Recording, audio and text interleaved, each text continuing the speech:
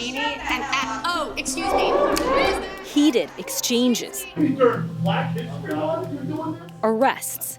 No, sir, I'm sorry you can't speak on that tonight. You're welcome to stay with us. Well, give me an agenda item I can't speak on. Sir. And members of the Proud Boys showing up to school board meetings. Join your local Proud Boy chapter. We'll have our home again. Uru. It's 2022, and partisan politics is front and center of public education in counties all over the country. You know this is from Biden. You know this is from Barack and Kamala. The recent movement has roots in Florida, where Republican Governor Ron DeSantis and the GOP have zeroed in on school boards as a place to foster a conservative agenda.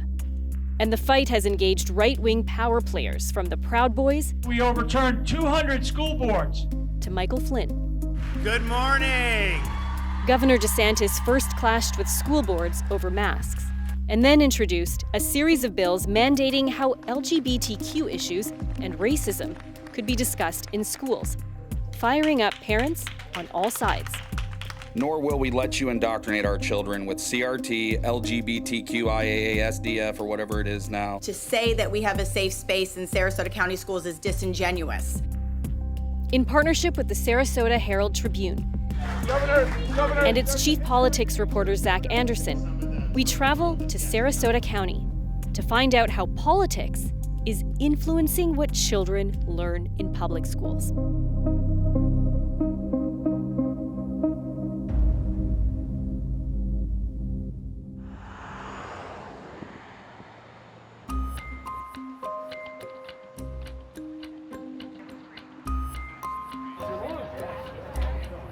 On the first and third Tuesdays of every month, the Sarasota County School Board hosts a public meeting.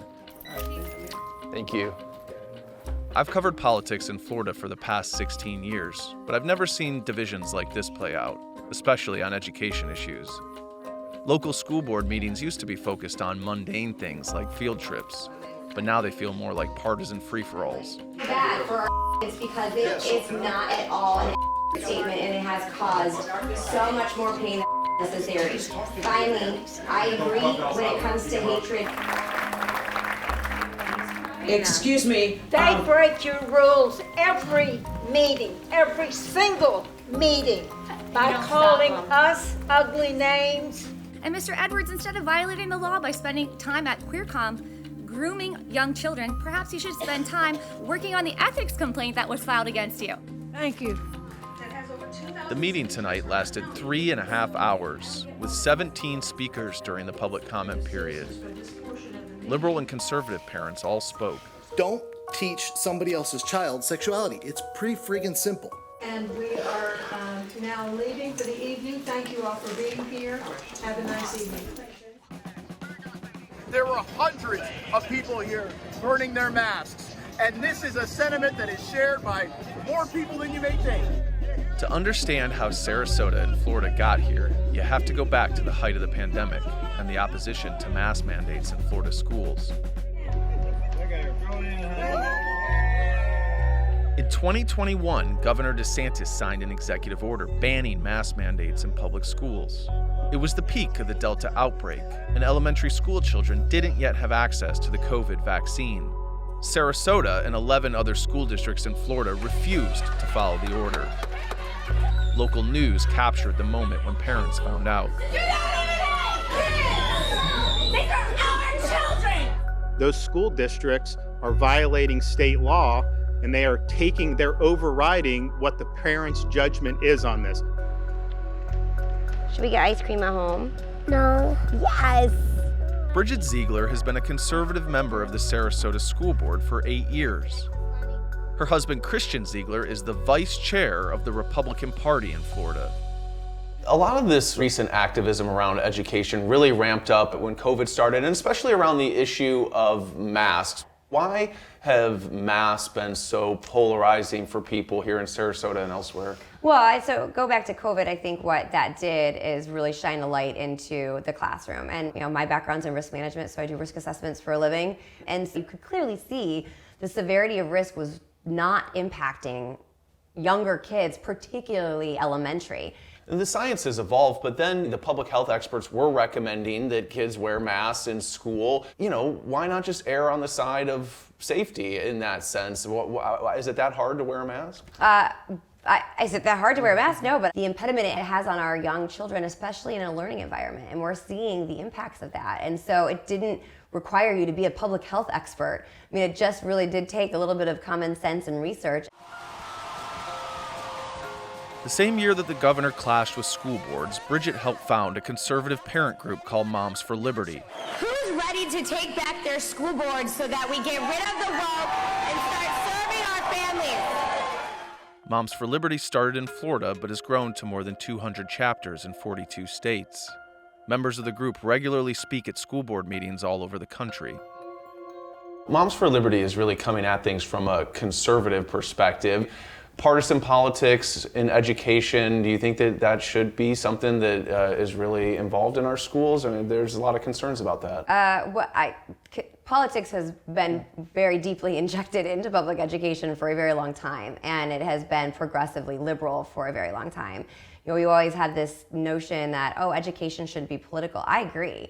I'm a conservative. I believe in limited government. But what we found is that very progressive, liberal, I mean, almost we're getting to the point where it's very radical agendas are being pushed in there. And it's a common sense issue that is far more unifying than I think a lot of press, no offense, gives it credit for.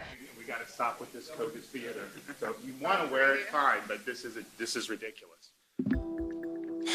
After making the decision to ban mask mandates, Governor DeSantis started passing legislation that he says protects parental rights. We must be! DOE! We must be! The most controversial bill put broad limits on what teachers can say about sexual orientation and gender identity in the classroom, what critics call the Don't Say Gay bill. They support injecting woke gender ideology into second grade classrooms. Let's talk a little bit about some of the education bills that have passed recently in Florida. I'm going to start with House Bill 1557, the Parental Empowerment Act. Parental rights in education. Parental rights in education. Why did you support that bill? Parents have the fundamental right to be the primary decision maker for their minor children. And it's sad that you have to have a piece of legislation that resets that, but that is what parental rights what about the rights of these LGBTQ people? I mean, some of them feel targeted by this bill. Don't they have a right to feel like they can express themselves, these kids, these teachers, and be who they are? Of course. And I think it's a shame that, you know, the very organization that proclaims to be the protector of LGBTQIA families and students is Equality Florida, and they're the one who created the tagline, Don't Say Gay. And even at a meeting last night, someone says, I know it's not in the bill, but we say it and hear it all the time, and it's causing But sexual panic. orientation is in the bill. I mean, it does talk about sexual orientation. In K through 3. Right. In K through 3. Is that really happening in K through 3 though? Is it? I mean, yes, and it's subtle and it's frequent, and then you start to get to that kind of conditioning, and that's the concern. The text of the bill is vague, and while it specifically mentions children in grades K through 3, it also more broadly prohibits classroom discussion about sexual orientation or gender identity that is not age appropriate at any grade level. It's absurd and immoral for teachers to call boys girls and girls boys. Why do we allow pride flags celebrating sexual perversion to hang in the classroom? When I first started, school boards being nonpartisan, political parties were not involved at all. And since then, over the last couple of years, I have noticed that they've become very partisan. You were about to say something horrible to that Shirley Brown. Please leave. You've said things about me that were untrue. Leave, please. Jane Goodwin is the chair of the Sarasota School Board. She used to be a Republican, but after the election of Donald Trump, she switched parties and is now a Democrat. Kids don't care about politics. They don't like what they see at school board meetings happening here and all over our country. It's not a good place for them to come. Let's talk a little bit about House Bill 1557, which critics call the Don't Say Gay bill. You've been critical of that bill. Can you talk about that? Well, I have a long background of working with the LGBTQ community and Equality Florida.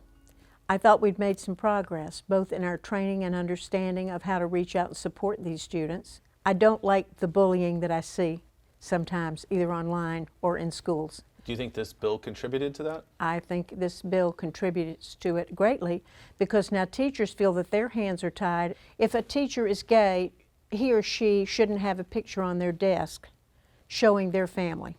Conservatives say that this bill has been, mischaracterized and it doesn't target gay people in the way that some people on the left are portraying it. Do you think that the narrative around this bill has been fair? It does unequivocally disparage against LGBTQ students, particularly trans students.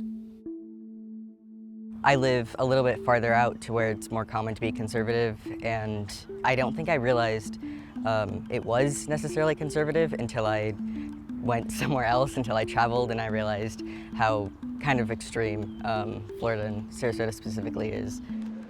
Ryan is a senior in high school in Sarasota and identifies as a transgender male. He said that one of the most important things for trans students is being able to use their chosen pronouns. After the recent law passed, teachers now have to get parental consent to do so. Do you feel like the bill is discriminatory? I do.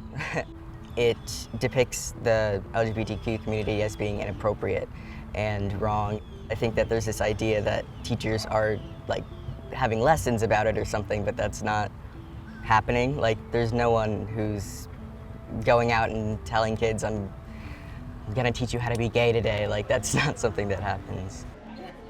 Well, tell me a little bit about what it was like in school. Were there any difficult incidents? At my previous school, I would email teachers beforehand, before school starts, to let them know my preferred name. And this teacher wasn't using it, and I had kind of asked him a couple times, like in person after that, and he started to, but he would still refer to me as like Miss sometimes. And then there was this one time that I had asked to use the restroom during class, and when I walked out of the classroom, he had like walked out with me and stopped me and asked me which one I was going to use, like men's or women's. That was my first year really being like out at school, so I think that it was definitely scary, and it affected how I felt being comfortable being out at school. Transgender teens have high suicide rates, with studies suggesting that as many as 1 in 5 have attempted suicide. We had a student that got in touch with me a couple of weeks ago who told me that if his parents knew he was gay, that his uncle would beat him up. That happens. He felt that his school was his happy place, the place that he could be himself, that he could be gay. But now he's afraid to, because the teacher would have to talk to mom and dad. If all decisions are made based on this one group, where's the voice of everyone else?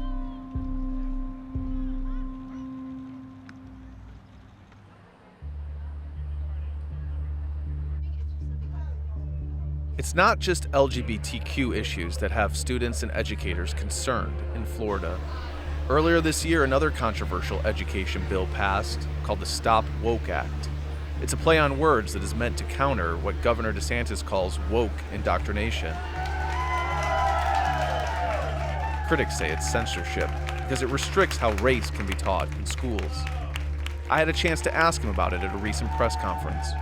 Governor, there's a history teacher here in Bradenton who's suing to overturn the Stop Woke Act. He's worried that it's going to lead to a whitewashing of teaching of slavery and other issues. What do you say to teachers like that who are worried about being censored? I would tell them to read Florida statutes. We are required to teach slavery, the post-Reconstruction and segregation, civil rights. Those are core parts of American history that should be taught. So we want to teach history, all history. It's got to be accurate, though, and we are not going to be in a situation where we're taking George Washington's name off schools, taking down statues of Thomas Jefferson, and that's what those people who want CRT want to do. They want to change history.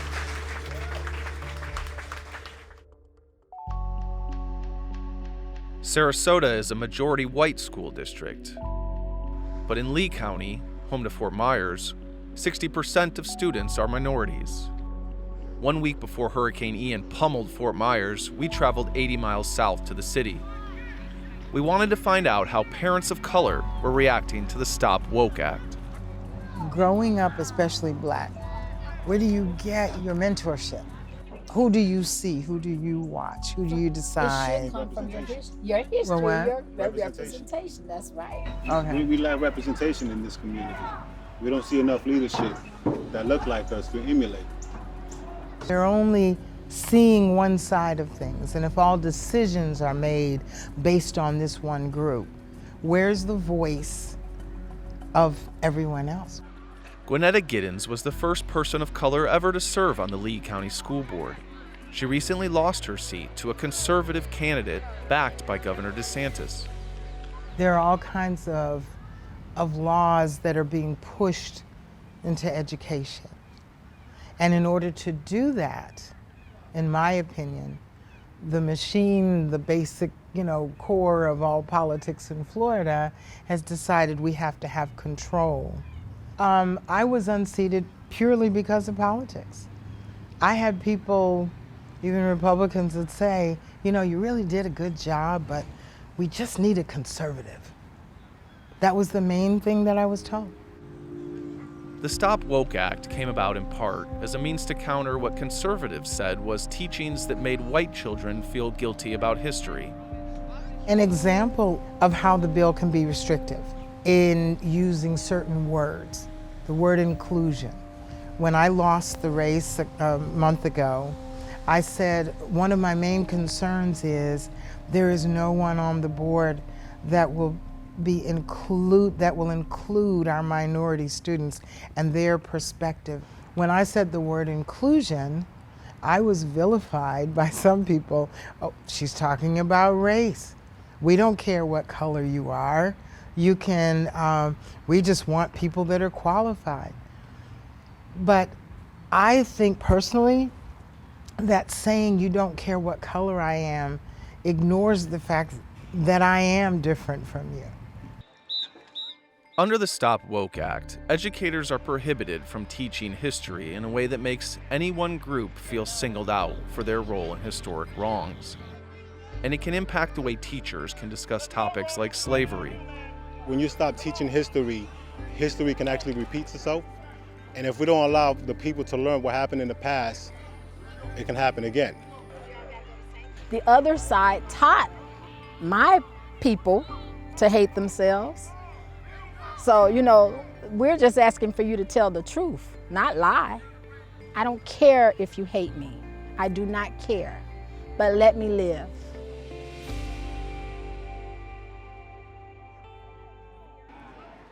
Part of the Stop Woke Act is being challenged in federal court for violating the First Amendment. Wayne Artie lived under an umbrella of green trees in the shadows of Mount Kenya in Africa. But already some school districts in Florida have adjusted their curriculum. Others have banned books deemed too racially charged or focused on LGBTQ issues. Why do you think DeSantis is so focused on these education issues? Because I think that he's very focused on pulling our country farther to the right. The white Christian nationalist influence in this country, the Trump folks, I think are still with him. He's used them and used young women, mothers with students in schools to get them politically involved more than ever before. And I think that was a very smart move on his part, because you had a lot of young mothers with school-age children who didn't have anything to do with politics, and now they are interested in this movement. Isn't this also about the far right of the party trying to get more control? I don't know what you mean by far right of the party. I don't deal with far right people.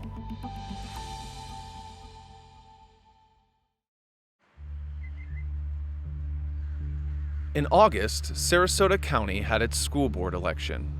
Bridget Ziegler ran along with two other Republican-backed candidates, and things got ugly. A sign alleging that one of the liberal candidates was a baby killer because she had worked at Planned Parenthood circulated around Sarasota, along with a flyer alleging that liberal candidates wanted grooming and pornography in schools. In the end, all three Republican candidates won, giving conservatives a sought-after majority on the school board. The election engaged members of the local Proud Boys, as well as several conservative parent groups like Moms for Liberty. America's children have borne the brunt of the effects of lockdowns and mandates.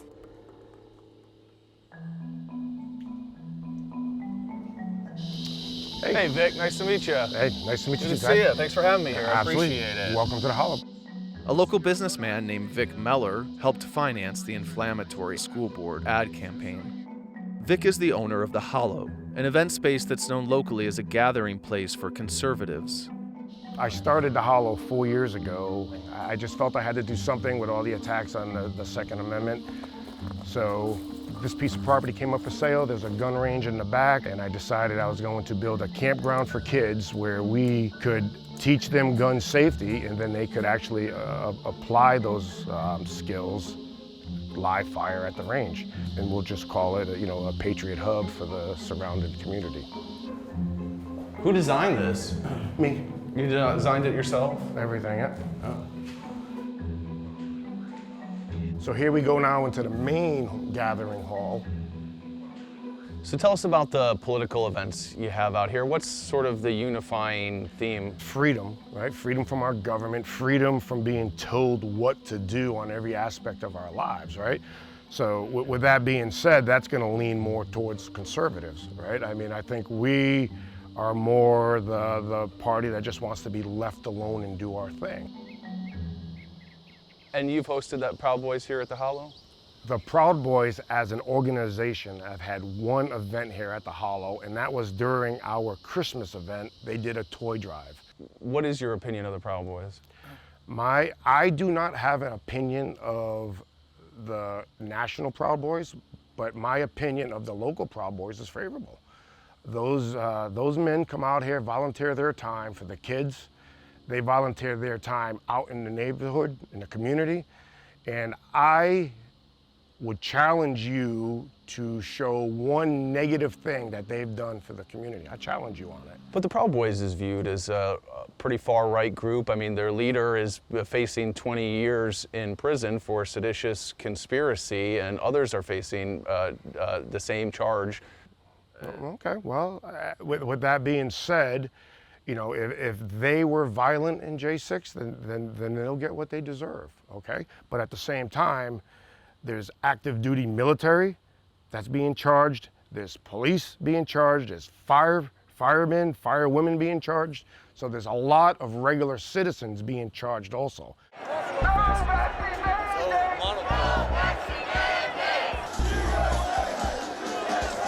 The Proud Boys were formed in 2016 during the election of Donald Trump.